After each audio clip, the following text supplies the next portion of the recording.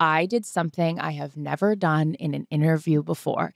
So, of course, I'm from Seattle. I love, what this city has done. The 12s, my nieces and nephews, when, the heyday of the Legion of Boom and when they were on their run and like the toast of the NFL and, what they did last year with with Russell leaving and then Geno coming in, giving him that contract extension where really it's like, you're our guy. You're no longer this one and done. He had 7 consecutive years of 1-year contracts and giving him, that QB1 stamp for the next 3 years is really awesome to see. This team is so young. They're going to be great. They're really good. There's a lot of reasons to be excited if you're a Seahawks fan.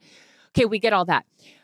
But I read this letter. So he wrote a letter to the 12s. Well, the 12s, if you guys don't follow football, there's 11 guys on, either side of the ball. Did you start bawling on air?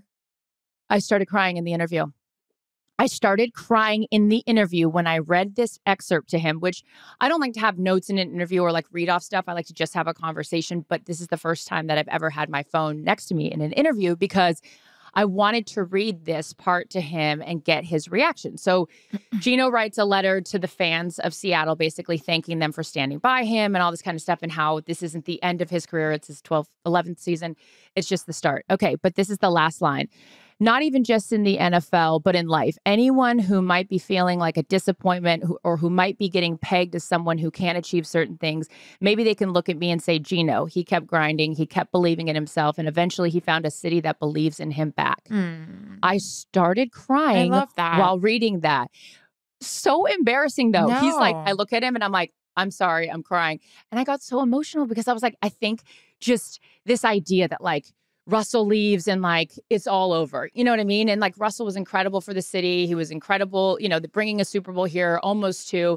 But like, it doesn't end with one person. And like to watch Geno and his journey, I just got so emotional crying. And I had to apologize like 100 times. I'm like, dude, I'm so sorry. This is crazy. But I just think it's so sweet. And this is why we love sports so much, that here's a guy that got, his famous quote, they wrote me off, but I didn't write back, that this is a guy that finally gets his opportunity. And I'm so excited, not only as like a Seahawks fan unapologetically, but also just for him. Like I love a big fuck you to anybody in life that gets these other opportunities and they make the most of it. So I cried in an interview and I had to pull it together and I couldn't even do that. So yeah, it was very embarrassing, but he was so sweet and received it nicely. And I will never be invited back to do another interview. Stop. So let's go Seahawks. I think that's so wonderful. It's so touching. And here's a word I can't stand when people say organic.